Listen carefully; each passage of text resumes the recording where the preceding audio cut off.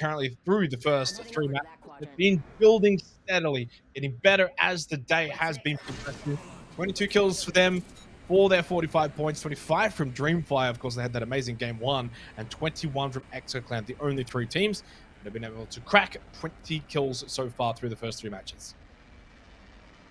Yeah, a couple of big totals there for those guys, considering it's only been 3 matches. Now, let's see. Okay, so we've got Golden Sage mid-map, and I'm just trying to look around here. Buriram are actually landing at the Northern IMC.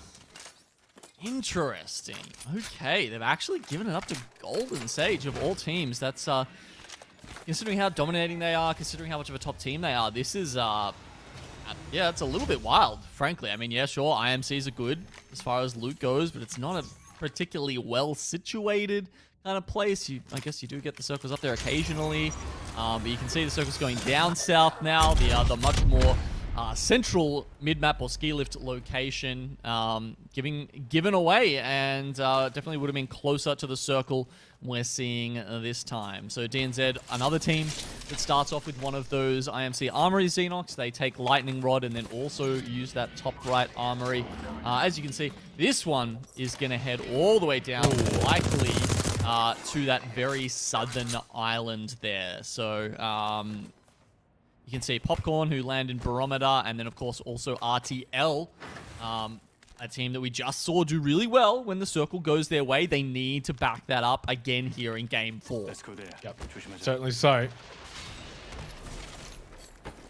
In fairness, I mean, I'm not disagreeing with you, and obviously Popcorn are not disagreeing with you either. They've already pinged out that southern island and heading straight down there. Especially when you look at that composition with Watson and the Rampart, you really do want to be picking the right location, finding a building, essentially confirm your own God Spore and defend it, and they've got the lineup to do so. So this could potentially be a massive game for Popcorn if they can obviously have that zone pull towards their location on that southern island. And I guess this is where it comes down to who's been doing their homework with the ring understandings as to where it's going to be pulling. Couple of teams hooning around at the moment. Dreamfire, one of them. You can see they made their way down here pretty quickly, actually. Dreamfire starting over at the mill, so they've used that Trident for a very quick rotation. Meanwhile, yeah, as we said, some other teams sort of doing the same. The teams using the gravity cannons to get over there. That will be PK, who are just on the back side of the island, taking a couple of shots from Sheila there, running for their lives. Good riddance is starting to make their way over as well. Actually just fired off a few shots to PK and even got a crack onto Hay. So they have not been able to get over to the island though. They've already seen that it's occupied. They have to just sort of hold outside of it for now. That's still better than probably what a lot of these other teams up towards the north. You kind of see the overview now for how quickly everyone has been able to get into the southern island of Barometer. If we were to actually see the map right now though, Genum, you can see how many teams are still so far to the north of this entire map of Storm Point. They will be coming in so extremely late that they've basically got no contention of getting onto this island at all. I say we go. They'll basically have to send it into Barometer, which already has 4 teams in there as well. Yeah, I mean, there's a couple of buildings, sure, but they're already all taken down in the southern islands. A lot of the other teams will have to wait until later, just like a lot of the circles we've seen today, just like the ones that ended up, you know, south of Fragment East, for example. Yeah, you really just have to play out a circle and then wait to Valkyr in later, because otherwise you just open to too many angles from your backside.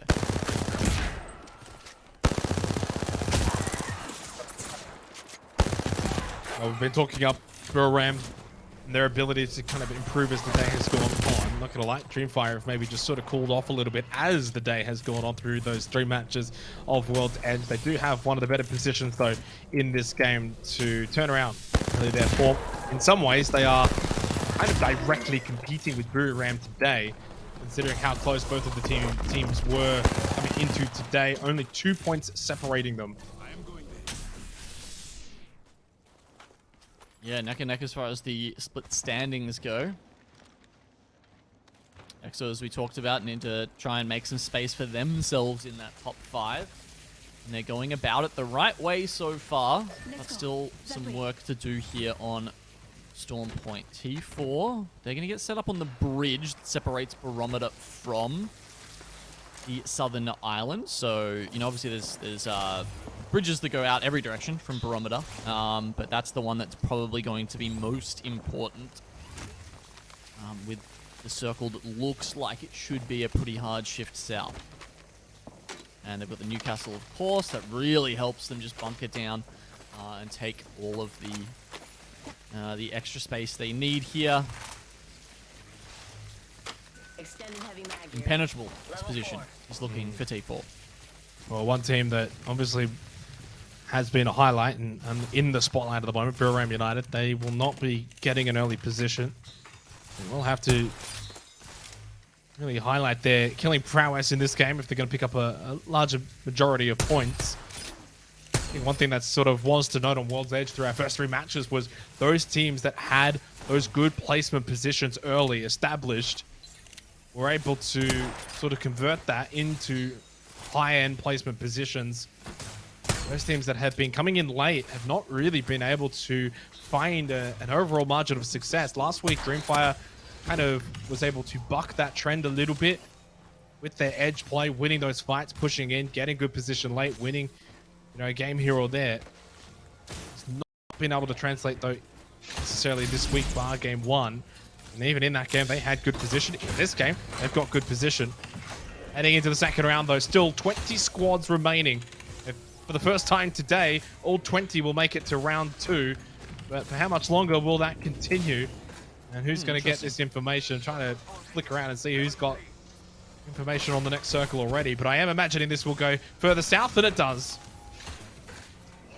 Oh, it's 4 out of 4 for me today so far, Xenox. Hoping I can make the clean sweep there at the end of this series. And as you can see, we've got 2 teams still crafting in zone. That's DNZ and Strafing, not Strafing Flame, of course, Chicken Sandwich, who are tanking that extra damage. It's been a little harder to make this playstyle work coming into year 3 of ALGS with slightly increased damage as you go through the later circles. They've tried to nerf that ability somewhat, but now that they've got the medkits in hand, we will see Chicken Sandwich start Valgolding in and looking around Antenna, Jurassic Park, those sort of areas, the teams that they can pick off.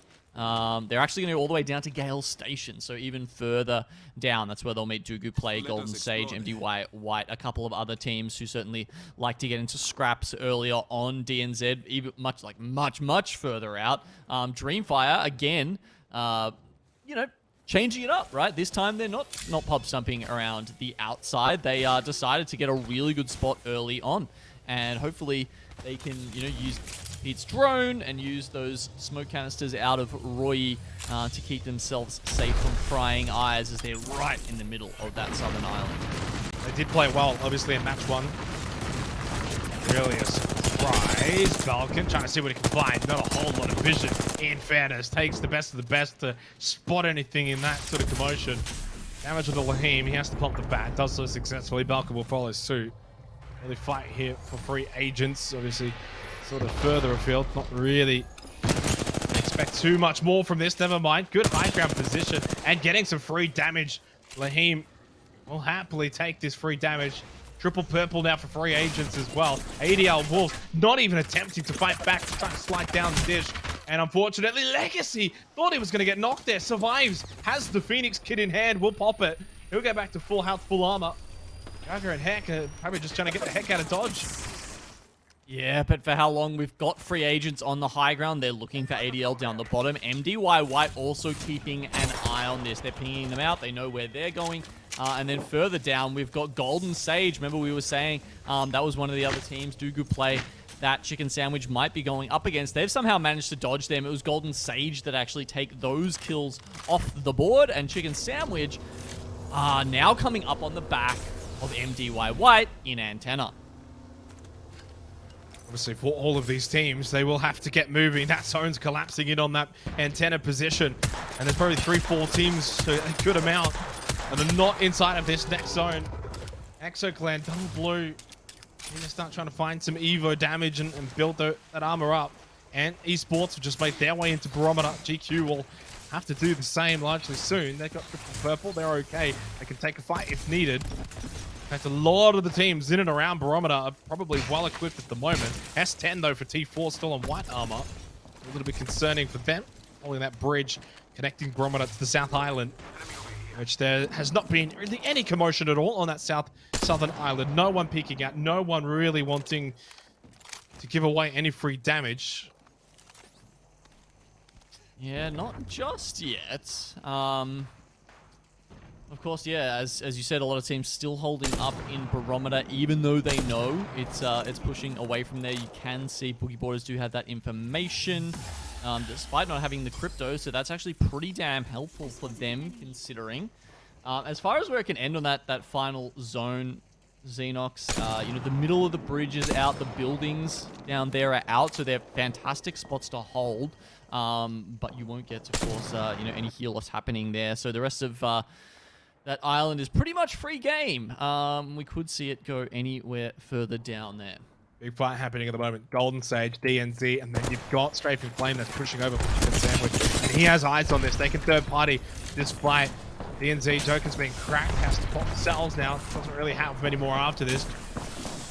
No one else really engaging, and still no real movement from Chicken Sandwich pushing onto this. In fact, Strafing Flame got cracked. And that has actually kept him at bay. I think that actually might have come from Golden Sage, and that has actually done wonders for them. Then with DNZ not really pushing them anymore, it has meant there's a bit of a reprieve here for both of these two teams. Yeah, there is a lot of space to play on the spaceship, so they can kind of coexist if they want to. You know, do they want to is a big question. But yeah, with DNZ on the low ground, the deal is tough. Drone gets taken out here in this fight between MDY, White, and Free Agents further up. Free Agents, they're the ones on the good side of the zone. Bigsy's actually managing to just stay on the other side while Lahim and Belkun tank some of the zone damage here. Crypto Drone does get the EMP off. MDY, White, they're struggling. They're having to pop med kits. They can't even fight that effectively. Oh, Lahim cracked, has to fall back. He's got the rock for cover if he needs it. Beiju's already been knocked. Balkan, here we go. Bloodhunt is going to not really help out at all with the Bloodhound as Big C's the last one standing. Never mind, Lahim gets the med kit off in time. Thought he might have fell, but he did not. Stays up for the time being. Golden Sage too having their own issues, their own problems pushing out a shipfall, and DNZ watching and waiting for them. Mobius already down. Only 2 players still alive. It makes it hard to push through, but that certainly helps.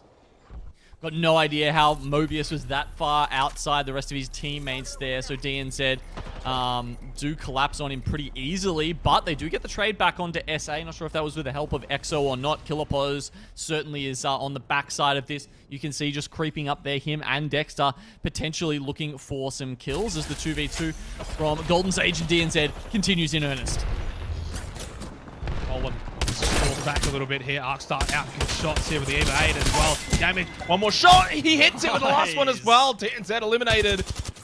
Jaipei though knocked at the exact same time by Dexter from Exoclan, but they're not in a position to push on this or do really anything with it. They're just looking for Evo damage, Genome. So Jaipei will get revived from Azu. Honestly, some pretty sick tracking there from GPay there with the Eva 8 making those shots count. And now we're getting the fun circle, Xenox. We've got 16 squads. This could be another bloodbath here. Valkolt's coming in. Buriram, Boogie Borders going in pretty much on top of each other. Buriram decide to go for the island itself. Boogie Borders are going to set up in a car just across the road from them. You can kind of see where they're pinging over there. That's where they're set up. Chicken Sandwich. They're trying to hold court a little bit further north, and they're going to be gatekeeping Free Agents. Yeah, Buriram using the pillboxes really as cover at the moment, along with the Watson fences, as they've made their way onto the island. As I said, a lot of these teams have not. Northside, are they going to get involved here? Blue, not really well equipped, but they will be the third-party team. Lahim has been knocked down, and Chicken Sandwich, though, are going to be eliminated. Bixie and Balkan doing a tremendous job of helping win that fight. Northside, though, they're pushing at this exact moment. They know the Free Agents are going to be quite vulnerable here. This is the time to push if there is ever a time. Really clean in the end from Northside, but they did lose Nuku. I mean, look, they've got actually a good spot on behind this rock here. If there is a mobile respawn beacon in one of the many boxes that they have available to them, I actually think they can get Nuku back into the game here, but I guess that's a bit of an if. Actually, mobile respawn beacon has already come down, so they're ahead of me. Yeah, look, Northside Esports, they're going to be back to 3 in any moment now. Yeah, but look at that zone. Look at where they're sitting. Look at where they have to go. There's still a lot more to be told for their story in this game. T4 have not really moved from this bridge position. They are the trolls in this instant. Arcstars going out. S10, Tapstream holding on in terms of armor. Bat will go out once again. Has one more in the back pocket after that one. Damage onto that purple shield is not going to give them a whole lot of confidence, but Ant Esports, triple cracked for the time being. They will all pop back at the same time. And that means that there's a chance that T4 can get some extra damage in, maybe fall back if they have to. Not doing enough though. I don't think Ant are pushing forward. They're still really keeping the pressure onto T4. Just layers and layers of defense for T4. You can see the mobile shield on top of the castle wall, on top of the pylon here, keeping Ant at bay for such a long time that, sure, it feels like Ant could win this fight. Maybe not now. The 20th guarantee have caught wind of it, and they're coming back up from the south. But even if they do win the fight, Ant have such a long way to get to the zone. It's just taken too long. The defense has been too strong for T4, and they may take Ant Esports down with them. Both teams actually now trying to get reses off and move even further down. I'm not sure if any of them are going to make it out of this alive. Well, speaking of T4, as they skyward dive, Northside has actually just skyward dived in as well onto this building inside of the southern island as well. Emmanuel, can he survive this one? Amelia, no, he gets the down onto Crusader, but hey, at the exact same time, gets the refrag. 1 for 1, not a bad trade. Killmedi, he can't survive. Northside, the push, I don't mind it. It was aggressive. They had to play and they had to do something, but in the end, it just won't work out. Good riddance on the back of this. You can see they're playing down low, playing safe, and hoping to finally get some points on the board. They've only managed to grab 1 kill so far, but they have secured themselves a nice little position here all the way down to the very southern edge where it will be pulling for that final zone. 11 squads remaining. We haven't, honestly, Genome had that bloodbath that we expected. Everyone has in some ways been able to trickle in towards this island. I think Barometer really helping with that. Shipfall as well, the cliff. There were a lot of sort of intermittent pit stops along the way getting to this position. And inadvertently, just the way that the island does play out, the bridge, you've got still quite a few compounds as well available. There's actually a lot of space. There's a bit of breathing room, even for these 11 squads, on such a small land scale of space. G-Page is playing Troll under the bridge, Exo above, and obviously still having to deal with Boogie Borders. Rimfire, meanwhile, they've managed to keep that middle spot up the entire time. They've played it a little bit slower now, only 2 kills, but they do get a knock onto Buriram, and they're going to push in. This is an important fight to win. If they can take these guys down, this does help them secure that first spot on the leaderboard for today. And they've done so successfully. Buriram gone 11th place, so they didn't really get a whole lot from this game. The points left on the table, and I guess so much so for continuing to build on. It was great ending on World's Edge, but a horrible start really in the end for Buriram on Storm Point. When you take into account that Dreamfire will be the benefactors of their elimination as well. They get 3 kills, top 10 remaining in this game. Good position up north. They don't really have much else in and around them, but they can quite honestly see a lot from this position. They can probably get a lot of damage in third party a few teams when they feel like the time is right. Okay, 10 teams left. There's going to be a lot of fighting happening over near the bridge now. G-Pie is the solo who's probably going to go down in a second. There he is. Boogie Boarders try and make it in. They do so without Raki, unfortunately. And Exo Clan, Triple Reds, all 3 of them alive, will keep moving in. Dreamfire's just lost 2. Ams and Roy, they tried to push down. Both of them have been knocked. Jump and Limo will collect and kill up those 2 falls for Exo Clan. Boogie Borders eliminated. 8 squads left. It is an absolute shooting range happening here on the southern island of Barometer. Now that space that was once there suddenly has evaporated. The buildings are becoming the only sort of safe haven left. Playing the edge of it at the moment in terms of this sort of fence area is Exo Clan. Look at the stack though on that left side building. It's a rave. The fences everywhere. Top floor on top, all the way underneath as well. There's 2 squads on the other building, and then you've got Dreamfire trying to get the res off. Pete with the gold knockdown shield is just going to get Roy up, but unfortunately all that is going to do is give EXO the green light. They hear the sound cue and they come in to take advantage of that. Dreamfire gone in 8th spot. EXO clan now are going to be looking in a very strong position. They just need to be able to, use some of this cover to try and get out of these spots. That said, you've got, Rampart still alive. You're going to be taking Sheila fire from this team. Popcorn, who is set up. They've got amped cover that they can pop down in front of the doors to make it hard for other teams to get in and out. One of those little annoying things that you don't really think about much because, Rampart just doesn't see that much play. These teams probably aren't as used to the kind of irritation that she can cause. So it's the final round. The zone's pushing. That forced EXO clan to try and push into the building that they were sort of holding on the outskirts at that fence. PK eliminated. 6 squads left. In some ways, it just feels like a real survival finish. RTL trying to defend this building as long as they possibly can, but they too will have to move from it as well. Both buildings of teams all having to push out at basically the same time. 3 shots from Tilted Winnie. Almost red armor for him. Only 84 bits of damage as well. Has the EMP available if he needs it, but probably doesn't have the time or the space to really utilize it here. May just try to send it at last second and help out the rest of his team. RTL onto the roof as well. Somehow there's still 6 squads remaining. How no one has really died yet escapes me.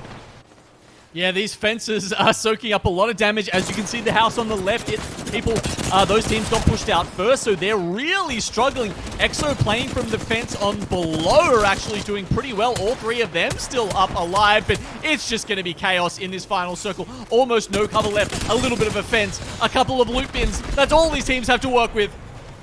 Before you said you felt sorry for Jarrow, the way that his tournament's been going so far. Second place is not too bad for them, but they cannot withstand the push from EXO clan in the end. The team coming out from the eastern side of that southern island, they pushed the bridge. They played well. They were not one of those barometer teams. EXO coming away with the win here.